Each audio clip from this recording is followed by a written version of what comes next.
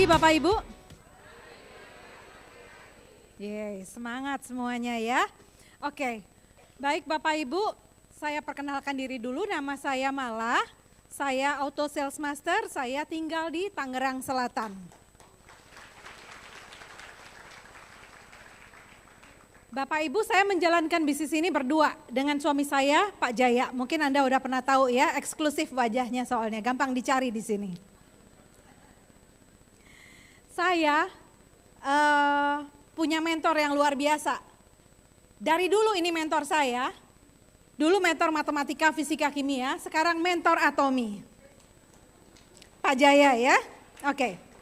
Saya banyak belajar tentang kesehatan, tentang produk-produk kesehatan dari Pak Jaya, karena beliau punya banyak sekali pemahaman. Pemahamannya tentang produk, tentang kesehatan tuh dalam banget. Ini ada latar belakangnya, kenapa seperti itu ya. Jadi kalau Pak Jaya selalu bilang ke saya, belajar tentang kesehatan itu bukan cuman belajar tentang teori, tapi benar-benar kita harus praktekkan dalam keseharian kita ya. Jadi kita harus jadi role model hidup sehat ya, sebelum kita jadi brand ambasadornya Atomi. Benar gak? Kita brand ambasadornya produk Atomi bukan? Ya, kalau kita nggak sehat, bagaimana kita bisa menyiarkan informasi tentang kesehatan ke orang lain? Betul gak Bapak Ibu?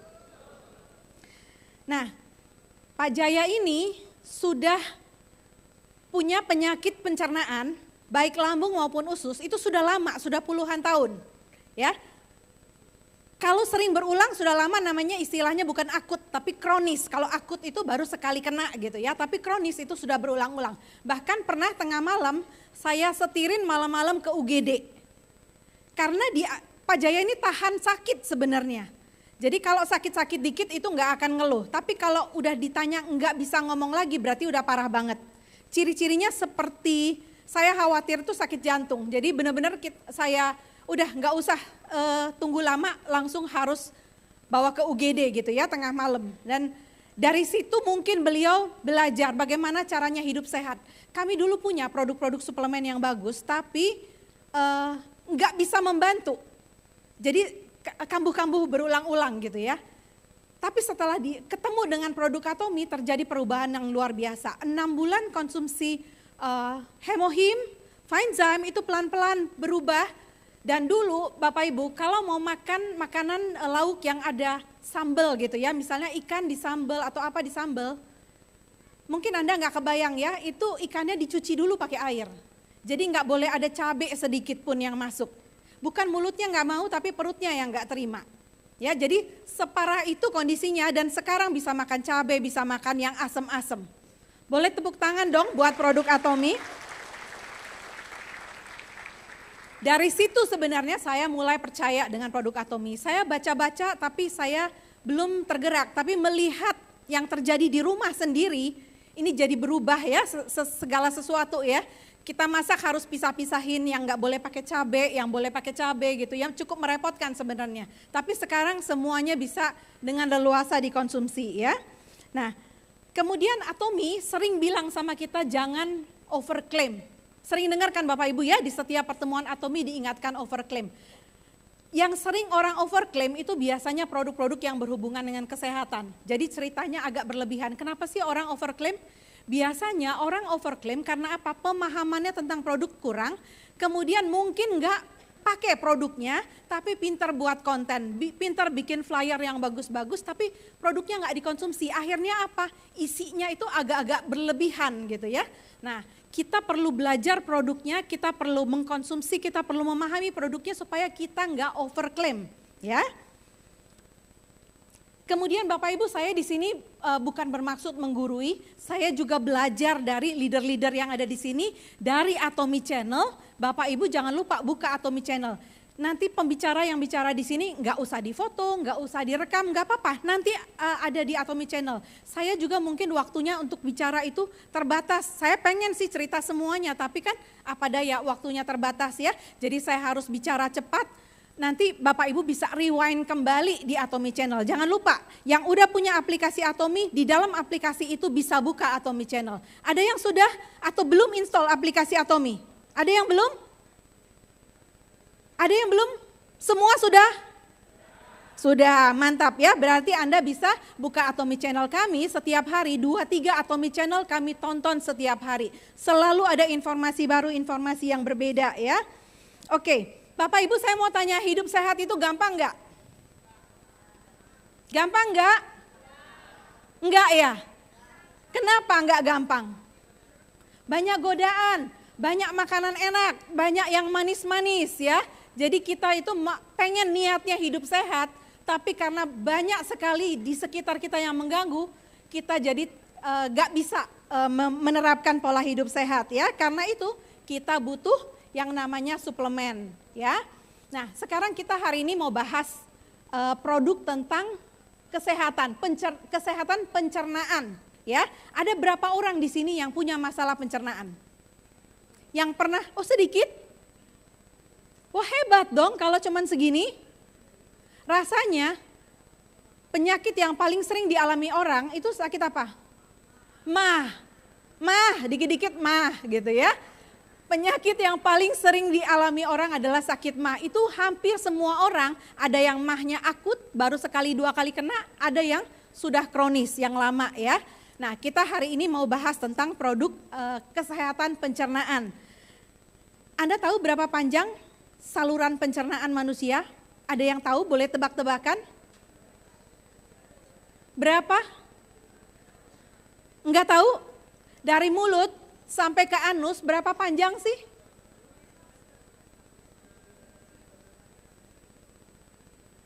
Saya kasih hadiah mau? Berapa panjang saluran pencernaan? Ada yang bilang 7 ya, jangan cek Google dulu ya. Berapa di sini berapa? 5, 7, 12. Oke, semua salah, belum dapat hadiah ya. Tunggu door prize nanti ya.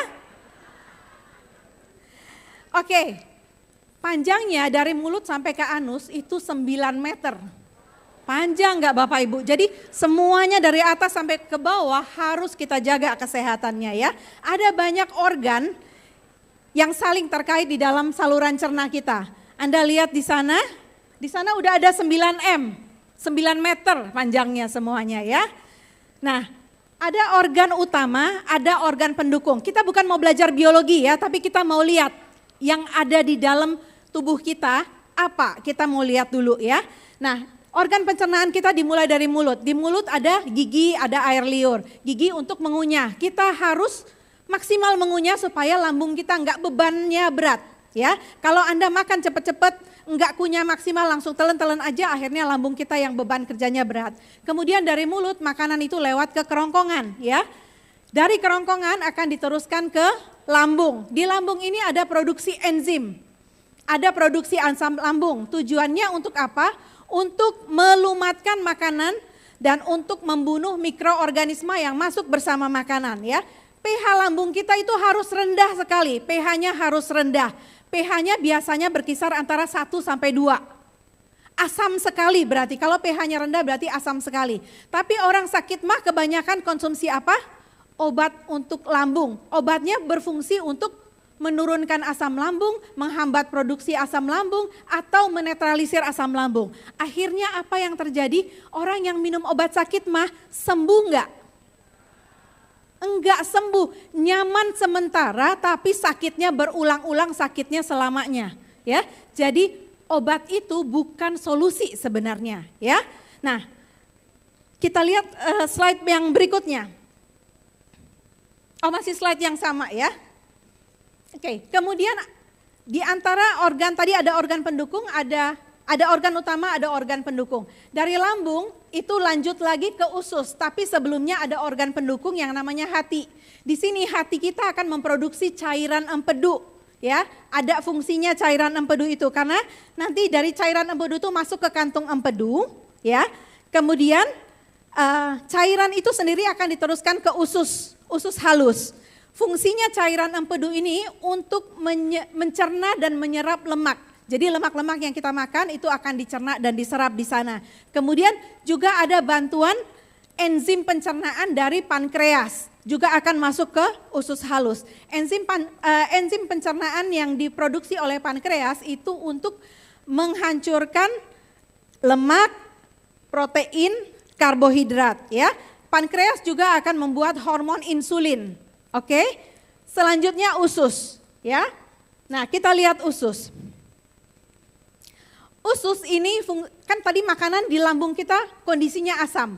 Untuk masuk ke lambung, untuk dari lambung masuk ke usus, di usus dia harus tidak boleh asam lagi. Jadi di usus ini makanan akan dinetralkan. Kemudian akan dipecah, diserap itu dengan bantuan enzim. Tadi dari pankreas, dari empedu itu akan masuk enzim-enzim untuk membantu mencerna, untuk menyerap ya. Jadi di usus halus ini nutrisi akan diserap kemudian dialirkan ke darah ya. Nah, Bapak Ibu tahu 95% serotonin itu diproduksi di usus halus. Tahu serotonin? Hormon bahagia katanya. Ada yang gak bahagia di sini? Kalau Anda lagi tidak bahagia, mood Anda sering terganggu, ada yang masalah di usus Anda, ya. Kemudian dari usus halus ke usus besar. Di usus besar ini ada proses lagi, dia menyerap cairan, menyerap elektrolit, ya. Kemudian ada di sana banyak bakteri yang berfungsi untuk mensintesa vitamin. Bapak Ibu ada yang cari vitamin K2 beli di luar? Ada cari vitamin, sering cari vitamin K2?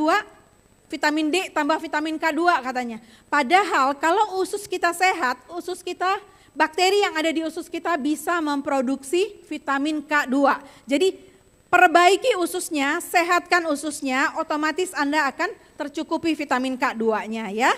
Nah, di usus kita itu ada proses penguraian limbah. Anda tahu bakteri E. coli, sering dengar ya, mungkin dianggap wah, kalau ada bakteri E. coli berbahaya. Di usus kita ada bakteri E. coli. Kalau enggak ada nanti enggak bisa membusukkan sisa-sisa makanan. Jadi memang harus ada tapi tidak boleh berlebihan. Harus lebih banyak bakteri baik dibandingkan bakteri jahat. Komposisinya 85%, 15%, sekitar seperti itu ya. Nah, kita buang feses itu sebagian besar sisa makanan limbahnya ya. Tapi juga kita buang bakteri setiap hari. Ya, bakteri baik juga ikut dibuang, jadi kita harus asup kembali setiap hari, harus ada masuk juga kembali setiap hari. Kemudian di ujungnya usus besar, ada rektum, ada anus, ya. Nah, di sini rektum itu untuk nampung fesesnya, kemudian anus itu untuk mengontrol kapan harus dikeluarkan. Ada yang sudah nggak bisa kontrol kapan harus dikeluarkan? Bahaya loh kalau udah nggak bisa kontrol ya. Oke. Bapak Ibu, 90% penyakit terkait dengan usus yang tidak sehat. Jadi kalau Anda sakit, yang pertama Anda harus perbaiki ususnya dulu. Karena kemungkinan besar ini masalah awalnya dari usus ya. Kemudian kanker usus besar adalah kanker yang terbanyak keempat di dunia. Dan di Indonesia tertinggi kedua pada pria. Jadi jangan anggap enteng dengan kanker usus besar. Ya, masalahnya kanker usus besar ini seringnya terdeteksinya terlambat. Awal-awal enggak ketahuan karena ciri-cirinya tidak terlihat ya. Kemudian usia pasien kanker usus sekarang makin kesini makin muda. Ada yang 20-an Bapak Ibu udah kena kanker usus besar ya.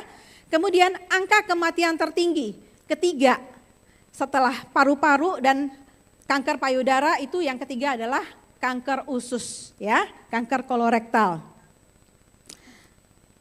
Oke, kita lihat dulu kenapa fungsi usus kita menurun. Biasanya karena faktor usia. Jadi kalau memang usianya sudah semakin bertambah, nggak bisa berharap kita masih seperti masih remaja atau masih 20-an. Memang usia bertambah, fungsi usus juga semakin menurun. Jadi mau nggak mau kita harus jaga usus kita dengan makanan yang lebih sehat dan suplemen-suplemen yang bisa membantu usus dan pencernaan kita ya. Kemudian pola BAB kita itu juga mempengaruhi fungsi usus. Ada yang BAB-nya seminggu sekali? Ada loh orang yang seminggu sekali ya. Ada yang 3 hari sekali, ada yang 2 hari sekali. Anda lihat kalau orang sakit yang tiduran di tempat tidur itu kadang-kadang nggak bisa BAB setiap hari. Karena apa? Dia tidak sehat satu, kemudian dan posisinya tidak bergerak, tiduran aja. Ya, jadi tetap dalam kondisi apapun itu harus dikeluarkan setiap hari kalau kita mau sehat.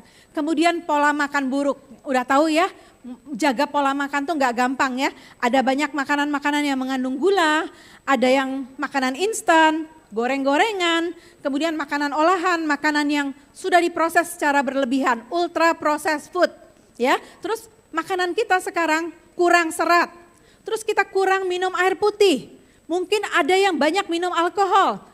Mungkin ada yang stres, nggak ada yang stres di sini? Beli tiket SA aja saya stres. Udah turun imun saya, ya. Kemudian Anda mungkin sakit dikit cari antibiotik. Itu juga mengganggu fungsi usus, ya. Kemudian obat-obatan, sakit dikit cari obat. Nyeri kah, demam kah atau panadol, dikit-dikit kita cari obat, akhirnya apa? Fungsi usus kita menurun, ya. Kemudian ini ada sedikit fakta infografis mengenai pola makan orang Indonesia, ya. Boleh slide-nya? Oke. Nah, di Indonesia asupan kalori dan lemak orang Indonesia makin lama makin meningkat. Kita sendiri sadar ya, kita sendiri juga pola makan kita makin lama asupan kalorinya makin banyak. Kemudian tendensi obesitas dan kematian akibat obesitas itu semakin meningkat ya. Kalau ada yang bilang sama Anda big is beautiful, jangan percaya ya. Karena obesitas itu adalah penyakit ya. Obesitas itu penyakit ya. Jadi itu harus diperbaiki ya. Cepat-cepat sadar, cepat-cepat kita perbaiki. 95,5% orang Indonesia kurang konsumsi buah dan sayur.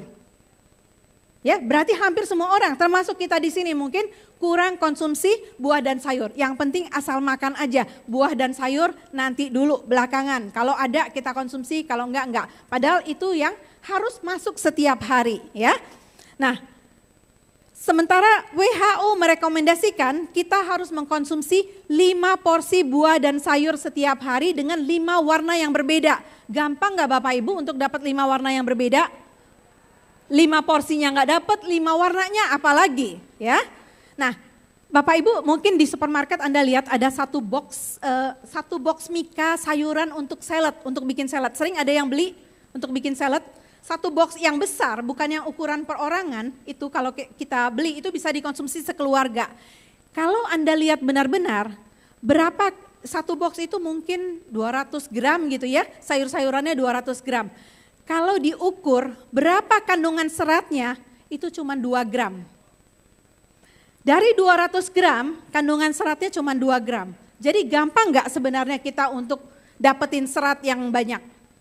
Berat ya?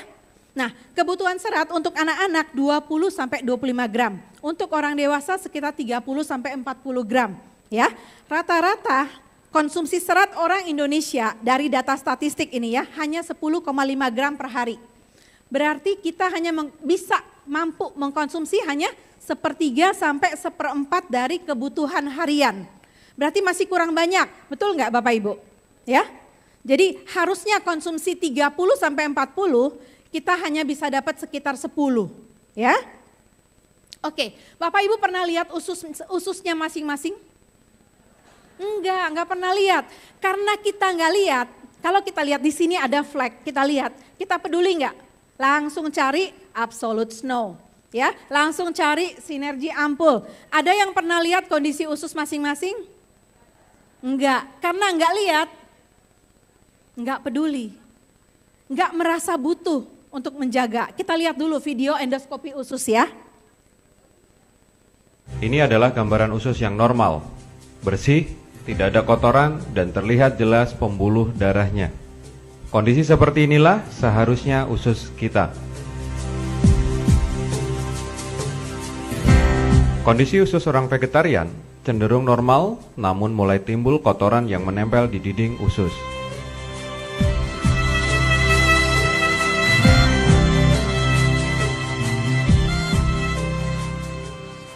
Ini adalah gambaran usus kita. Kotor, penuh dengan sampah sisa makanan yang tidak terbuang, lemak, dan berbagai macam zat kimia. Dari sinilah semua masalah kesehatan kita berawal.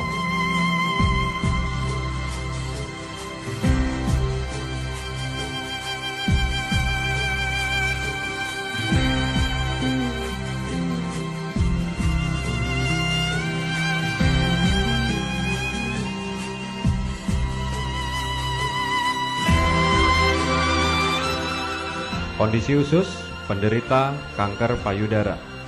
Terlihat sangat kotor dan terjadi penyumbatan yang sangat kronis. Bisa kita lihat, semakin kotor usus seseorang, kecenderungannya akan mengalami berbagai macam keluhan penyakit. Sebuah gambaran kondisi usus penderita kanker prostat, kolesterol tinggi, dan hipertensi.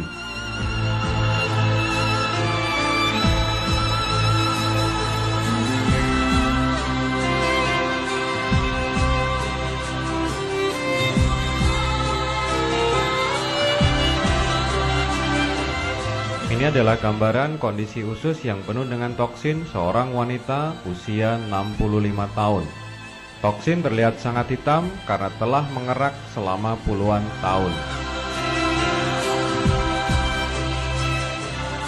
Jika Anda menderita asam urat, ini adalah gambaran toksin di dalam usus Anda. Dan buktikan jika nanti keluar toksin, warnanya akan coklat kehitam-hitaman dan sangat bau.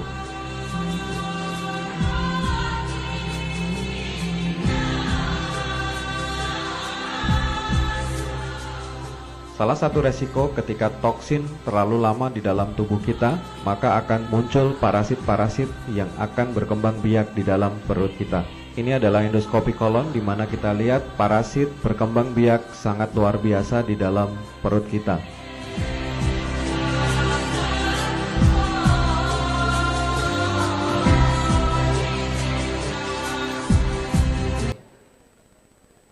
Oke, Bapak Ibu, gimana ngelihatnya?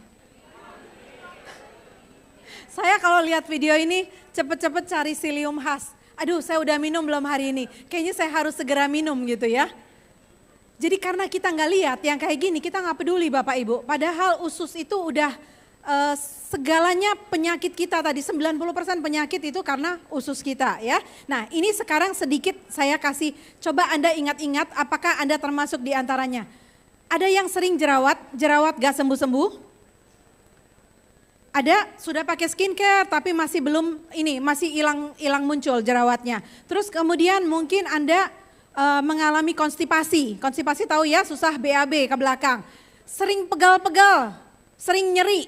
Itu banyak orang ya sering ya. Jadi kita pegal-pegal kita abaikan saja, nyeri abaikan saja, apalagi ada obat nyeri yang bisa dikonsumsi. Kemudian gampang masuk angin. Siapa suka kerokan di sini? Gampang masuk angin, ya. Terus mulutnya bau. Kayaknya sudah semua, udah kumur, udah apa segala macam masih mulut bau. Kemudian maaf, kentutnya bau busuk. Sulit tidur, insomnia. Banyak orang sekarang makin lama insomnia ya. Kemudian gampang capek, dikit-dikit capek. Ya, sering sakit, dikit-dikit flu. Batuk, pilek ya. Kemudian gangguan mood. Gampang emosi, sedikit-sedikit tersulut gitu ya. Atau moodnya cepat sekali berubah-ubah. Nah, kalau Anda punya di antara ciri-ciri ini, mungkin usus Anda kotor. Jadi cepat-cepat bersihin dulu, perbaiki dulu ususnya ya. Solusinya apa? Anda harus cukup serat. Ada diatomi yang namanya Psyllium Husk. Kemudian Anda harus cukup air putih. Anda harus olahraga. Olahraga itu bagus banget buat usus kita. Bukan cuman untuk otot, bukan untuk fleksibilitas ya, bukan untuk tenaga, tapi untuk usus kita supaya usus kita nggak malas, usus kita mau bekerja, usus kita mau mompa-mompa makanan gitu ya. Nah kemudian bakteri baik juga bisa berkembang dengan baik kalau kita olahraga ya. Jadi kita harus cukup bakteri baik juga. Oke, kemudian serat ini erat sekali kaitannya dengan imunitas. Serat walaupun kelihatannya dianggap tidak penting, orang sering abai. Yang penting ada nasi, ada lauknya ikan, daging yang seperti itu, yang protein ya. Padahal serat itu juga kita butuhkan. Serat ini sering disebut nutrisi ketujuh. Yang pertama apa? Makronutrisi, karbohidrat, protein, lemak ya. Terus ada mikronutrisi, ada vitamin, ada mineral. Kemudian kita juga harus cukup air putih. Jangan sampai makan aja tapi enggak ada air putih yang masuk ya. Dan yang ketujuh adalah serat. Serat itu sama pentingnya seperti yang lain ya. 70-80% sistem imun kita ada di usus. Makanya kalau usus bermasalah, orangnya gampang sakit. Populasi bakteri baik di usus kita itu berperan penting untuk sistem imun. Ini semua orang mungkin sudah tahu. Dengan konsumsi serat, itu serat akan memberi makan bakteri baik di usus kita. Kita punya dogi di rumah, kita siapin makanannya. Punya ikan di rumah, kita pelihara ikan. Misalnya ya kita selalu siapkan makanan. Kita punya bakteri baik di usus kita nggak siapkan makanannya. Bisa nggak berkembang bakteri baiknya? Bisa nggak dia menjadi banyak di usus kita? Nggak bisa. Jadi dia harus dikasih serat supaya bakteri baik ini punya cukup makanan. Ya bisa berkembang biak ya. Kemudian serat ini berfungsi untuk mendetoks sisa racun dari makanan yang kita makan itu akan terbuang. Kalau semuanya bersih terbuang berarti inflamasinya di usus kita akan berkurang. Bapak Ibu kita akan lihat ada dua jenis serat. Serat larut dan serat tidak larut ya.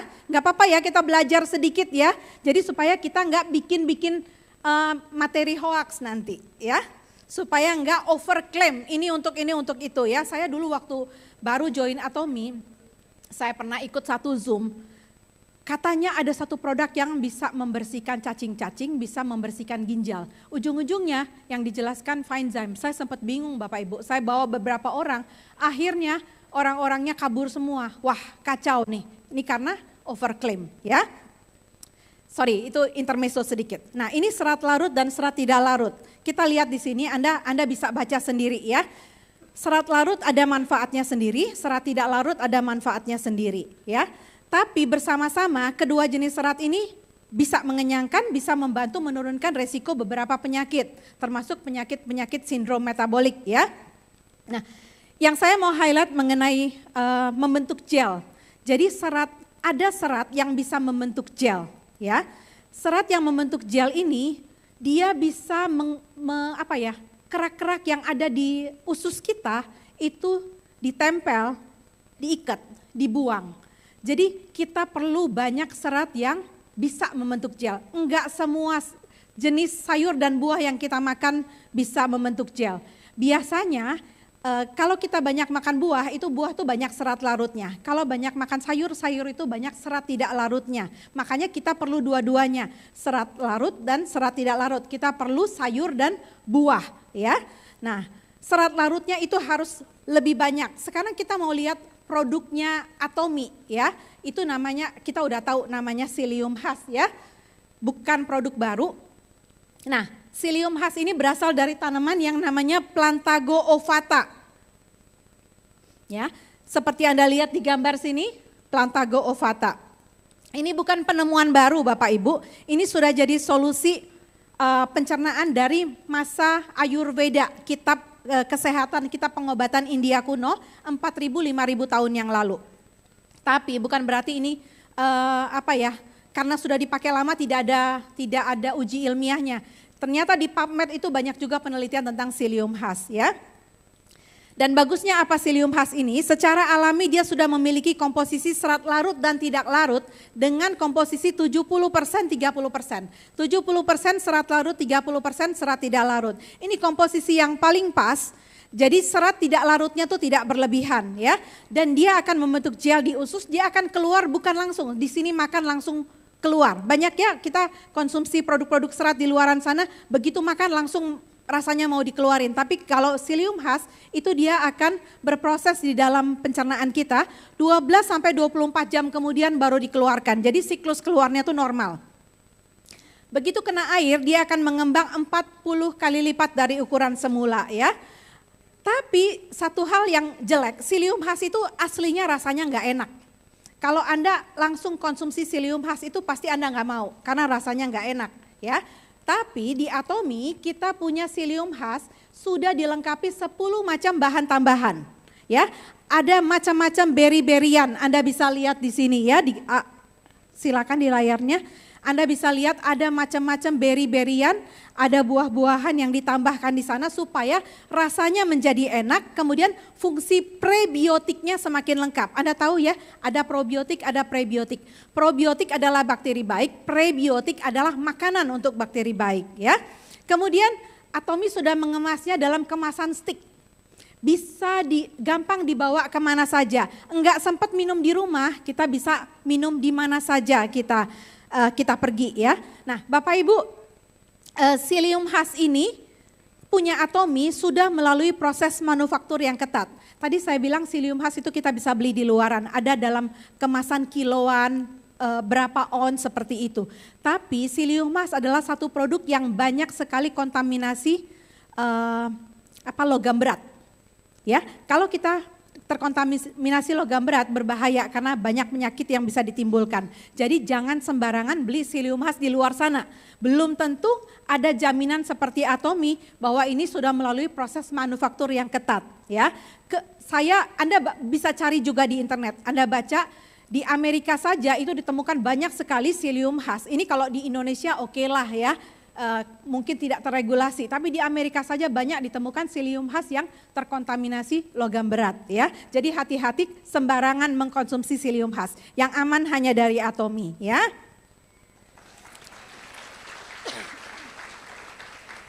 Bagaimana cara mengkonsumsi Psyllium Husk? 1 saset 2 kali sehari ya. 1 saset kita dapat 5 gram. Bapak Ibu tadi kita kebutuhan serat kita itu 30 sampai 40. Kemudian rata-rata orang Indonesia hanya bisa konsumsi 10 ya. Tadi saya bilang satu baskom besar serat aja cuman 2 gram. Jadi memang susah ngumpulin serat untuk 30 sampai 40. Makanya kita perlu bantuan produk yang namanya Psyllium Husk ini. Psyllium Husk ini boleh dikonsumsi kapan saja, di mana saja. Tidak ada masalah sebenarnya. Tapi kalau Anda ingin dapat manfaat yang maksimal dari Psyllium Husk, konsumsilah 1-2 jam sebelum makan. Ya, karena dia ada manfaat-manfaat, nanti saya cerita di belakang kenapa kita perlu konsumsi 1 jam atau 2 jam sebelum makan ya. Dan ini bisa dikonsumsi seluruh keluarga. Anak-anak mau dikasih juga boleh, orang tua juga boleh, siapa aja boleh konsumsi ya.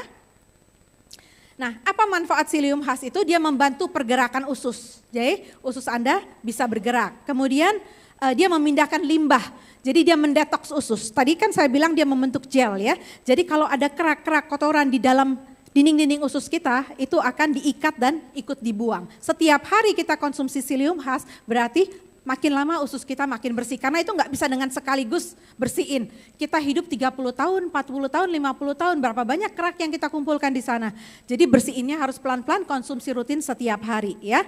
Nah, kemudian Psyllium Husk ini memperbaiki tekstur dan volume feses. Dia menjadi lembut dan besar. Kalau besar keluarinnya gampang ya. Ada yang keluarnya tipis-tipis, cek ususnya cepat-cepat ya. Kemudian mencegah sembelit ya. Jadi karena dia mencegah sembelit, jadi dia membantu orang tidak perlu mengejan ya. Ini juga akan membantu mencegah wasir atau ambeien ya. Kemudian BAB kita menjadi lancar dan teratur.